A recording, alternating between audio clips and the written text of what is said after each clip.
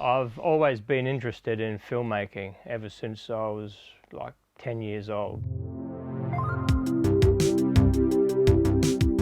I made my first film in high school in year 12, and I put that in the Young Filmmakers Festival in 1985.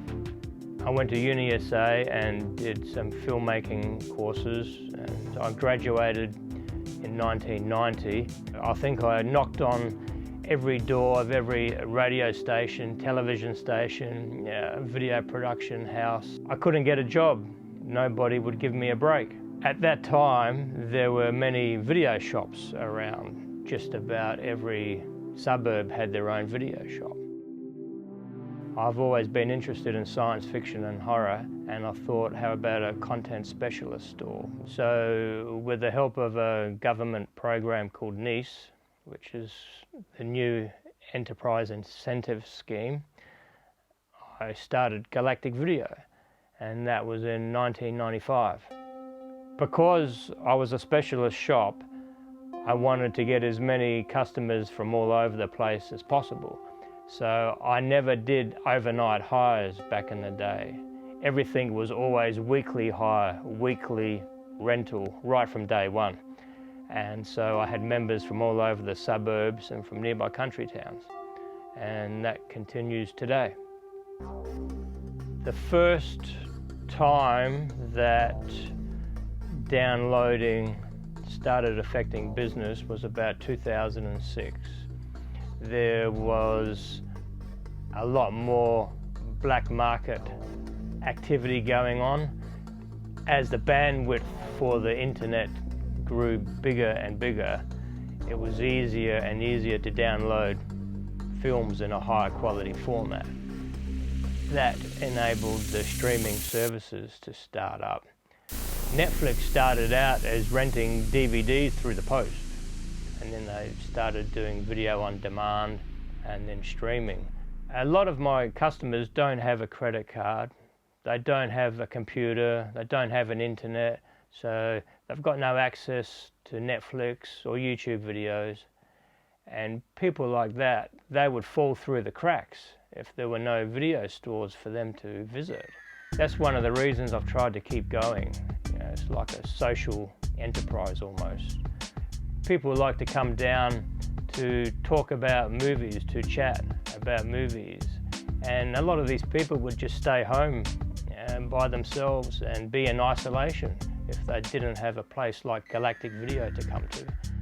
Younger people come in who've never heard of a video shop. They don't know what a video shop is. They've never been into a video shop, and it just mystifies them. And you have to explain to them the whole concept of a video rental store. I've got over 3,000 members, and I have over 8,000 DVDs and Blu-rays for sale or rental. For the first 25 years, I just specialised in science fiction, horror, animation, cult film and television. But with all the other video shops closing down one by one, I started to diversify a bit. I put in a drama section, I put in a comedy section, a western section, art house section. My bread and butter is still concentrating on the science fiction and horror genres. I've diversified in other areas to keep the business going over the years. Because a lot of people don't have a credit card, I place orders for those people. The most interesting thing I ordered in was a World War II bomber jacket for a customer. When video shops started closing down, I thought, uh-oh, the writing is on the wall now. What's going to happen to me? And I decided I'd just keep going as long as I could.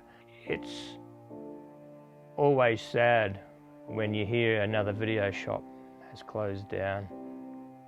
Just recently, the second last video shop in Adelaide closed down, and that was sad to hear. So it's just me now, and it makes me feel lonely. I feel lonely.